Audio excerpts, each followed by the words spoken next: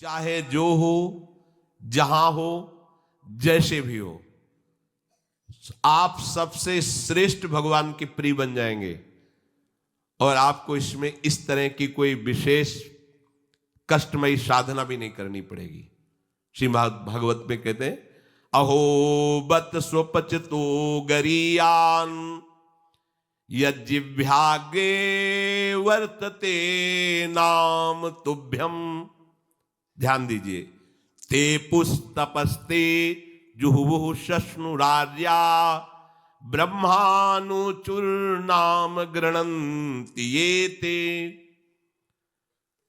जिसके जिह्वा में राधा राधा राधा, श्री हरि राधा, राधा कृष्ण, राधा वल्लभ, राधे श्याम, या जो राम कृष्ण हरि शिव नाम जो तुम्हारे गुरुजी ने दिया हो, या जो तुम्हें प्रिय लगे, मन से नहीं कह रहे, यज्जिह्वाग्रे वर्तते नाम तुभ्यम।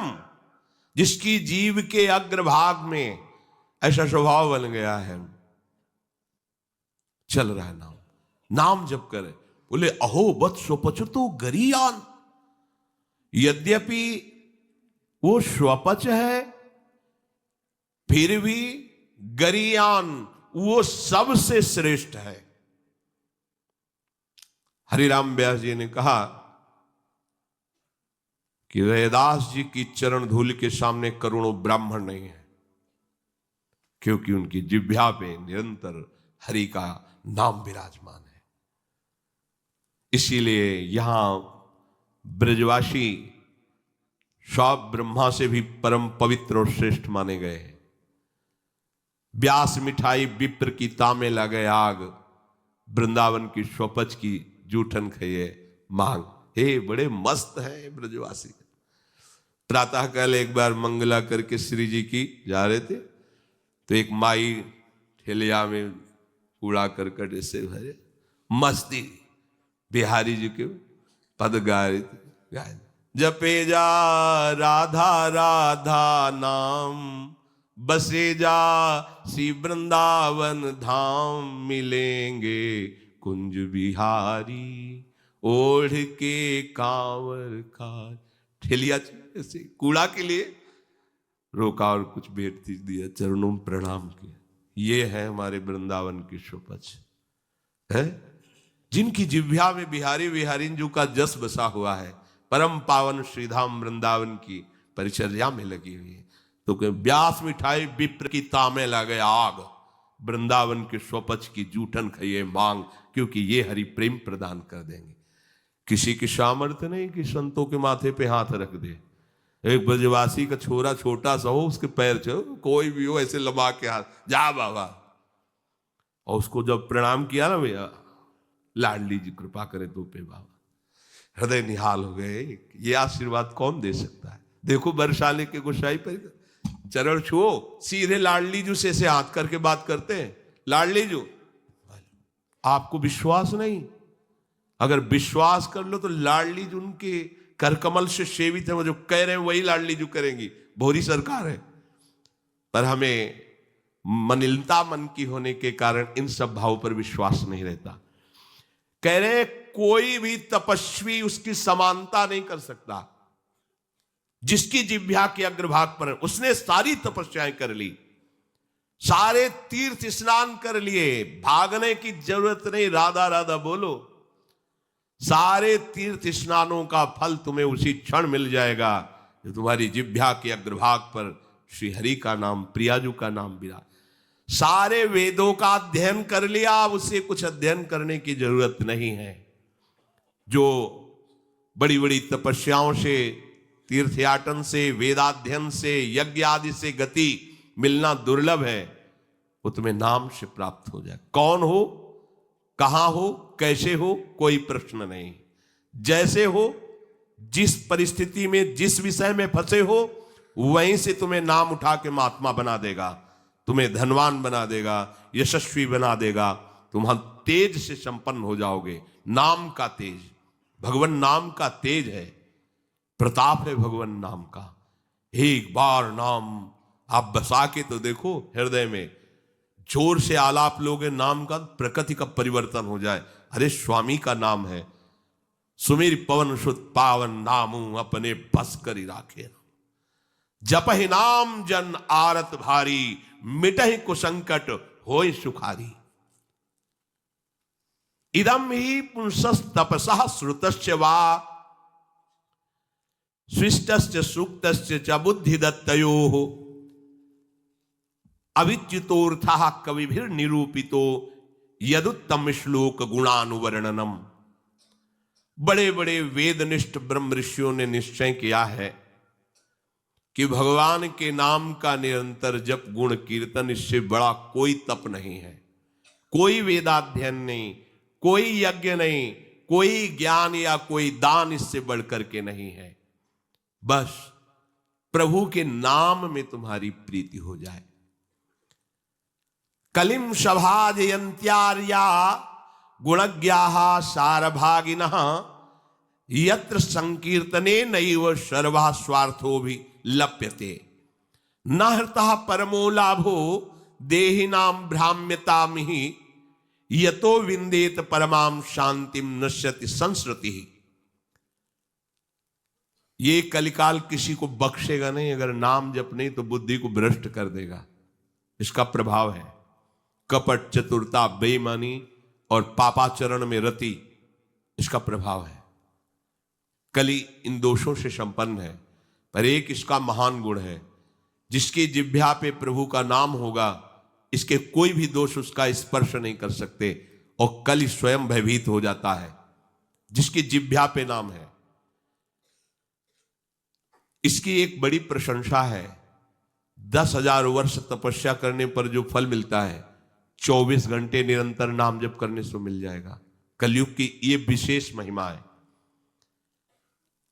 हम लोगों को भगवत प्राप्ति बड़ी सहज है। दाहिने पैर के अंगूठे के बल हाथ उठा के ऊपर से बोले कितने हो, 10,000 वर्ष। ऐसे 10 सेकंड नहीं खड़े हो सकते अपने लोग, नहीं। दाहिने पैर के अंगूठे के बल हाथ उठा के 10 सेकंड नहीं खड़े हो सकते। और वो अवश्य भगवान की प्राप्ति की बात नहीं कही गई, वो अलग अलग कामनाओं के अलग अलग लक्ष्य। 24 घंटे नाम कीर्तन करने से वो फल प्राप्त हो जो उनको 10,000 वर्ष ऐसे करने से। कलयुग का बड़ा प्रताप है। जो तुम स्वार्थ की पूर्ति चाहते हो या परमार्थ की पूर्ति चाहते हो, या तुम रोग का नाश चाहते हो, तो एकमात्र उपाय है भगवान के नाम का निरंतर जप करो। निरंतर शब्द में बड़ी कठिनता है। महात्मा जन इसी का प्रयास करते। अव्यावृत भजनात्, ये सिद्ध अवस्था है निरंतर भजन। आपसे निरंतर ना हो तो थोड़ी थोड़ी देर में स्मरण करने का अभ्यास बना लीजिए। एक बार सत्संग में कि अगर 5 मिनट में एक बार राधा बोल दो, कि हर 5 मिनट में एक बार राधा बोलना है। राधा 5 मिनट फुर्सत करो, चिंतन या कार्य जो कर रहे हो, पर 6वां मिनट न लगने पावे, फिर 5 मिनट राधा। एक दिन आप देखना निरंतर नाम चलने लगेगा। इससे विषयों के प्रति जो आसक्ति है वो एक बार तो बढ़ेगी। होम्योपैथिक दवा जैसे नहीं, रोग एक बार उभरेगा, आपको लगे, वो बढ़ती नहीं है, अंदर छुपी हुई निकलती। ध्यान से सुनोगे तो प्रश्न खत्म हो जाएंगे। अपने लोगों के प्रश्न रहते हैं, जब भजन में बैठते हैं तो बड़ा मन चंचल होता है, बड़ी गंदी बातें आती हैं, ये वो। हम भी कह रहे हैं, जब आप नाम जपना शुरू करोगे तो पहले आपको जलन होगी, आपके अंदर ये विकार दिखाई देंगे, पर ये आते नहीं हैं, ये जाते हैं। धीरे धीरे इनका शमन हो जाएगा। और जब कभी आपको ऐसा लगे कि अब नाम जपने में हमारा एकाग्रमन नहीं हो रहा, तो बहुत सुंदर उपाय है, ताली बजाकर नाम कीर्तन करने लगो। अपने को विजय प्राप्त करना है मन पर और विषय भोगाभ्यास पर। और ये ऐसा नहीं कि ये नाचना गाना है सब, ऐसा नहीं, इससे भगवान की प्राप्ति हो जाती है। जितने बड़े बड़े महान भक्त हुए सब नृत्य करते थे। मीरा जी रात रात भर नृत्य करती गिरधर के सामने। नरसिंह मेहता की करताल प्रसिद्ध थी। चार भक्त साथ है, करताल लेकर नाचते, गोविंद रीझ जाते हैं। जहां कहीं चार भक्त मिलकर कीर्तन करते होते हैं, नृत्य करते होते हैं, उन्हीं के बीच में गोविंद भी नाचते होते हैं। हमारी अभी दृष्टि मायाकृति, इसलिए हम देख नहीं पा रहे।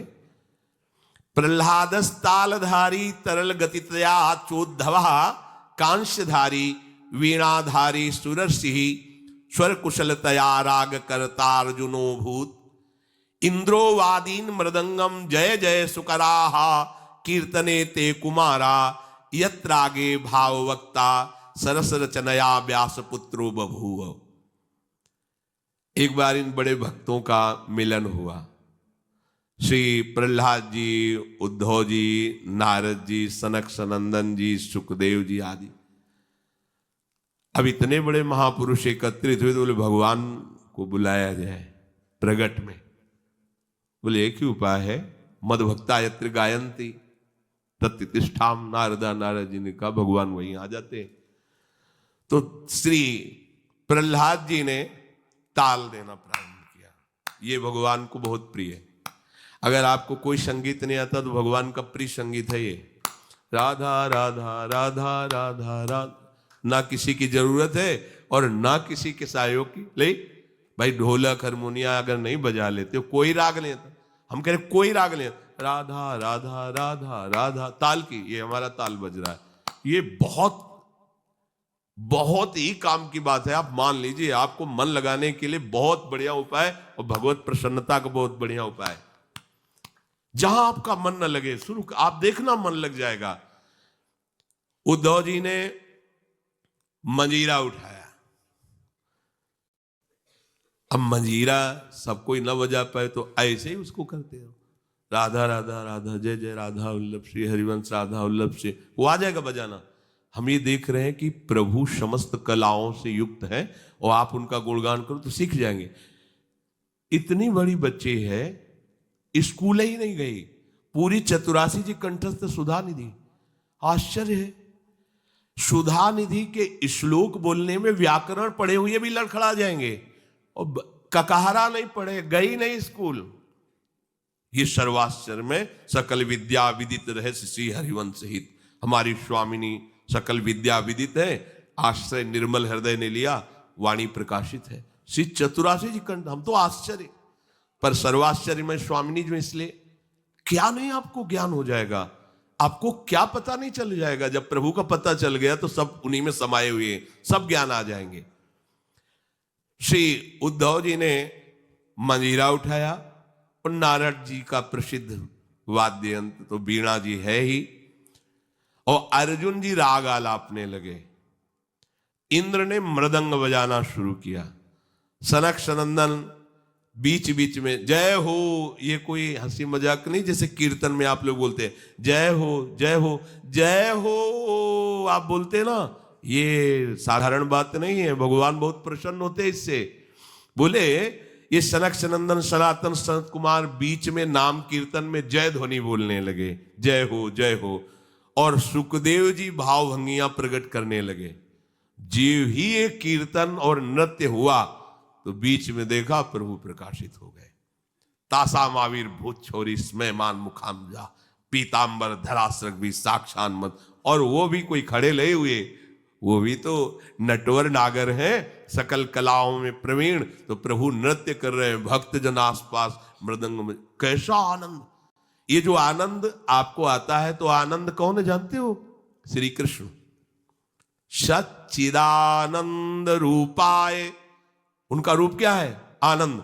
आपके हृदय में उमगन, सबके हृदय में भगवान आ रहे हैं। बोले हमारा अनुभव नहीं हो रहा, मलिन यंत्र है, यही करते रहो। थोड़ा आनंद आया ना, अब पूरा आनंद आ जाएगा। और जिस दिन पूरा आनंद आया, उस दिन से फिर तुम्हें कोई घसीट नहीं पाएगा। माया का जो आकर्षण है। भगवद आदि पुरुषस्य नारायणस्य नामोच्चारण मात्रे निर्धूत कलिर्भवति। जो प्रभु श्री हरि का नाम उच्चारण मात्र करता रहता है, कोई भी कलयुग का दोष उसके अंदर। कलयुग बड़ा सूक्ष्म विषय है। देखो, गर्भ में ही जिनको भगवान का साक्षात्कार हो गया था, वो परीक्षित महाराज देखा कि एक जो शूद्रवत आचरण करने वाला पैर से मार रहा है, डंडों से मार रहा है बैल को, बीच बीच में लात। ये ध्यान रखो, किसी को भी पैर से कभी, सब में श्री भगवान है, कभी ऐसा दंड विधान किसी के लिए हो जैसा, पर ऐसे सहज में किसी को अपने पैर न लगे। अपने लोगों का परमार्थ है ना, कोई अगर लेटा हुआ है तो उसे नांगने की जरूरत नहीं, घूम के भले चले जाओ, नहीं उससे प्रार्थना करो कि आप पैर हटा लीजिए। ये ऐसे किसी को नांगना, किसी के पैर मारना, ये सब गंदे आचरणों में आता है। ये भक्तों के द्वारा ऐसा नहीं होता है। हमें तो आश्चर्य हुआ, पूज्य श्री चंद्रशेखर बाबा के एक जो अंग सेवी थे, उन्होंने बताया कि बाबा का श्री चरण एक बार हमारी पादुका को छू गया, तो बाबा पादुका को ऐसे छू के ऐसे, हम कहा अरे बाबा हम मर गए, ये क्या हमारी पादुका? बोले अब तुम थोड़ी हो, तुम तो हरि के शरणागत वैष्णव हो गए। अब वैष्णव की पादुका पूज्य होती है, उसमें पैर कैसे? बाबा के वो शिष्य हैं और बाबा उनकी पादुका को, ये है भाव, वैष्णव भाव, ये भगवत भाव। हम गुरु हैं, चेले का तो ऐसा नहीं, पूज्य हो गया, वो भगवान का दास हो गया।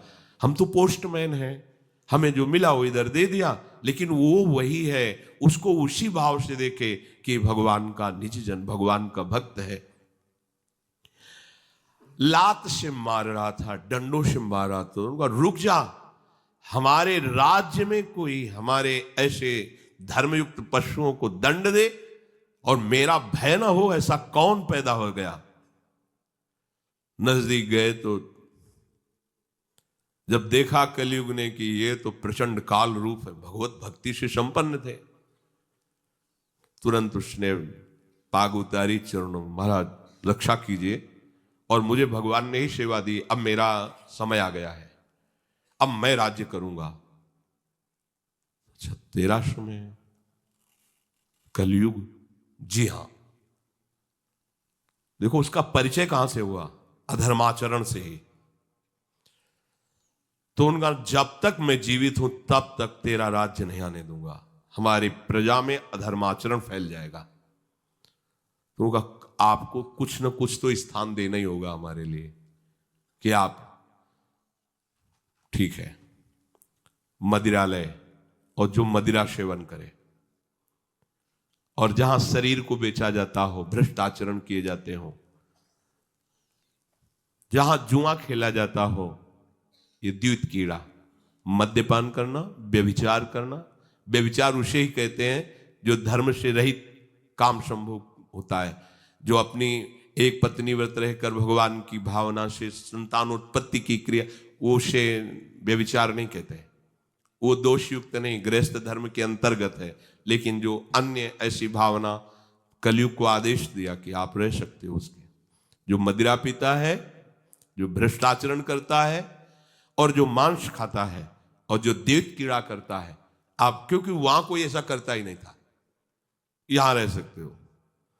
उनका महाराज आपने सब गंदे गंदे स्थान तो दे दिए, थोड़ा तो सांस लेने की जगह दो। तो उनका ठीक है, अधर्म से कमाया हुआ स्वर्ण, उस पर तुम्हारा बात, वो खुश हो गया, हाँ हाँ ठीक है महाराज, आपकी आज्ञा के विरुद्ध बिल्कुल नहीं चलूंगा। चले आए। जरासंध का जब वध हुआ था तो उसका मुकुट जो था उसको लेके, विजय में जिसकी विजय, तो भीम ने ही तो भगवान की प्रेरणा से, तो अब ये उन्हीं के तो वंश में है ना, ऐसे धरते ही शिकार की वृत्ति जागृत हुई। जंगल में गए, शिकार तो मिला नहीं, प्यास से व्याकुल हो गए। एक महात्मा समाधि में बैठे हुए थे, उनके आश्रम में प्रवेश किया। महात्माओं के आश्रम में प्रवेश करने की मर्यादा होती है, पाग, अस्त्र शस्त्र, अपना पद का भाव ये बाहर ही रख देना चाहिए, क्योंकि यहां सर्व लोक महेश्वर भगवान के चिंतन में लगे हुए हैं, और विश्वास रखे कभी अमंगल नहीं हो सकता। तुम्हारे अंग रक्षक तुम्हारी रक्षा नहीं कर सकते जैसा भगवान नाम रक्षा करता है। तो भगवान नाम का वहां सुरक्षा कवच होता है जहां भगवत प्रेमी महात्मा होते हैं, इसलिए बहुत जगह शास्त्रों में पाया गया है। जैसे कर्ण ऋषि के आश्रम में दुष्यंत जी तो अंगरक्षकों को बाहर ही छोड़कर अपना राजमुकुट और चरण पादुका उतार करके बड़ी दैन्यता से गए। ऐसे कई जगह महात्माओं के, पर आज ही भूल गए। ऐसे सीधे आश्रम में प्रवेश किए, घोड़े से उतरे, कोई है, प्यास लगी है। तो ये मर्यादा है कि यदि राजा पधारे तो खड़े होकर उसका स्वागत किया जाता है, क्योंकि हम राजा के राज्य में रहकर भजन करते हैं। वो राजा हमारे भगवान का स्वरूप है, उसका खड़े होकर स्वागत और अर्घ आदि दिया जाता है। ऐसा पूर्व ऋषियों ने किया भी है। अब वो समाधिस्थ में शमीक ऋषि उनका नाम था, नजदीक गए, बड़े बड़े महात्माओं के दर्शन किए होंगे तो क्या जानते नहीं कि समाधि अवस्था में है। समाधि अवस्था केवल शरीर दिखाई दे रहा है, बाहर से आप उसे मृत जैसा भी कह सकते हैं। अमृत स्थिति है, प्राण वायु भी संचलन नहीं हो रहा है, भगवदाकार वृत्ति अंदर से, बाहर से सब क्रियाएं रुकी हुई हैं। समाधि की अलग अलग स्थितियां होती हैं। तो आज इनको देखो, कलयुग का प्रभाव, उनको ढोंग नजर आ रहा है राजा आया, इससे क्या बात करना है, बस ये बात सोच करके तुम आंख मूंद के बैठ गए। और बाहर निकले, देखा एक मरा हुआ सर्प पड़ा हुआ था, उसे उठाया, उनके गले में डाल दिया। ऐसे ये कलयुग का दोष। एक महात्मा पर पाखंड का आरोप, जब कलयुग चढ़ जाएगा तो तुम्हें सब ऐसे नजर आएगा, सब पाखंडी है, सब भ्रष्ट हैं, अरे सब नाटक है, कलयुग का स्वभाव। और उनका अपमान करने की चेष्टा, ये अपमान है। अच्छा, उनको ये पता भी नहीं है कि कोई आया है, कोई ऐसी चेष्टा कर रहा है। चले गए। कुछ ब्रह्म ऋषि बालक कोई सेवा कार्य से आश्रम में प्रवेश किए तो देखा शमीक ऋषि के गले में मरा हुआ सर्प। तो वहां बाहर वनवासियों से पूछा कौन आया था, बोले चक्रवर्ती सम्राट महाराज परीक्षित। दूसरा कोई नहीं गया? नहीं। तो ऐसा अमंगल कार्य, इतना उनका अभद्र व्यवहार एक ब्रह्म ऋषि से, छोटे छोटे बालक ही ऋषियों के थे, गए और श्रृंगी ऋषि तर्पण कर रहे थे सूर्य भगवान का, तो जाके कहा कि आपके पिता के गले में मरा हुआ सर्प महाराज चक्रवर्ती सम्राट परीक्षित ने डाल दिया है। ऐसा धर्म का शासन करने वाला राजा अब इतना अधार्मिक हो गया कि संत महात्माओं की स्थिति को भी नहीं जानता और अपमान कर दिया। ये समझते हैं कि इनको कोई दंड नहीं दे सकता, तो ये भूल करते हैं। ये दंडधारी राजाओं से भी बढ़कर प्रचंड दंड देने का अधिकार ब्रह्म ऋषियों के बालकों को भी है।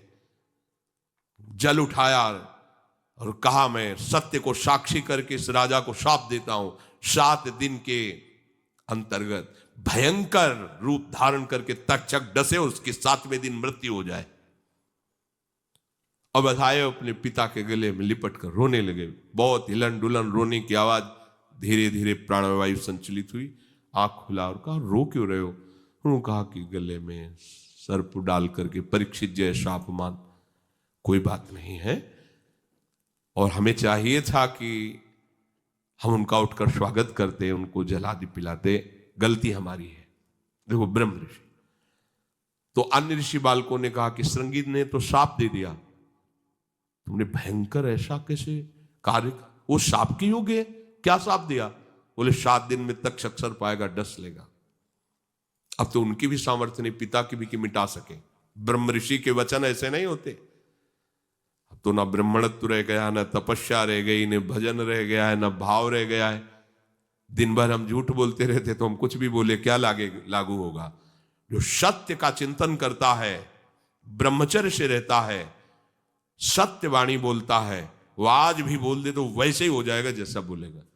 एक बालक के वचन को ब्रह्म ऋषि भी नहीं मिटा सकते। अपने शिष्यों को भेजा, जाओ निवेदन करो महाराज परीक्षित को। उधर वो गए, जीव ही मुकुट उतार कर, ये क्या हो गया मेरे द्वारा, ये क्या, हाय हाय मच गया हृदय में। मैं किसी महात्मा के साथ ऐसा व्यवहार कैसे कर सकता हूं, भगवान मुझे दंड दे। ये है धर्मात्मा का, भगवान मुझे दंड दे, बिल्कुल क्षमा न करे। इतने में ऋषि के शिष्य पहुंच जाते हैं और कहा, महाराज आपको एक सूचना है, वो बड़ी अशुभ सूचना है। आपके द्वारा जो कृत्य हुआ उसका दंड विधान संज्ञ ऋषि ने कर दिया है। आज के 7वें दिन तक्षक सर्प आपको डसेगा, आप अपना उपाय कर लीजिए। कल्याण का, बचने का तो कोई उपाय ही नहीं है। बहुत प्रसन्न हुए, जैसे किसी ने उनको महासुख दे दिया। ये है भगवान के आश्रित, कोई भी साप ताप भय नहीं प्रदान कर सकता। प्रसन्न हुए, मैं तो मांग ही रहा था कोई दंड मिले, बहुत अच्छा हुआ। जन्मेजय को बुलाया, उसी क्षण रात दिया, और गंगा किनारे जा करके बस आमरण अनशन व्रत, एक बूंद पानी भी नहीं पीऊंगा, और कैसे भगवत प्राप्ति हो 7 दिन में चिंता नहीं कर रहे थे। बड़े बड़े संत महात्माओं ने जब साप की बात सुनी, सब आ गए गंगा किनारे। उसमें भगवान व्यासदेव जी, वशिष्ठ जी, बड़े बड़े महापुरुष नामी सब आ गए। सबसे पूछा 7 दिन में निश्चित भगवत प्राप्ति हो जाए, आप सब हमें ऐसा उपाय बताइए। सब आपस में विचार ही कर रहे थे। इतने में देखा कि आनंद में मगन हुए निर्वस्त्र दिगंबर भगवान सुखदेव जी, 16 वर्ष की अवस्था है, कृष्ण नाम जिह्वा से निकल रहा है,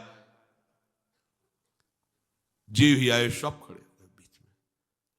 कैसे 7 दिन में भगवत प्राप्ति? बोले 7 दिन के पहले ही तुम्हें हम साक्षात्कार करवा देंगे। श्रीमद् भागवत श्रवण कराया और पूछा, बेटा परीक्षित, तुम्हें इस समय क्या तक्षक से डर है? तो उनका, नहीं भगवान, आपने मुझे ऐसी स्थिति प्रदान कर दी कि एक तक्षक क्या करोड़ों महाकाल का रूप धारण करके भी आवे, मुझे कोई डर नहीं, क्योंकि मैं ऐसी स्थिति को प्राप्त हो गया हूं, मृत्यु मुझे छू नहीं सकती। उठे और चल दिए। इतने बड़े महापुरुष को भी कलयुग ने ठग लिया था, पर भगवान का आश्रय था ना। तो कह रहे कि कलयुग का बिल्कुल भी प्रभाव उसके ऊपर नहीं पड़ेगा जो नाम जप करता रहेगा।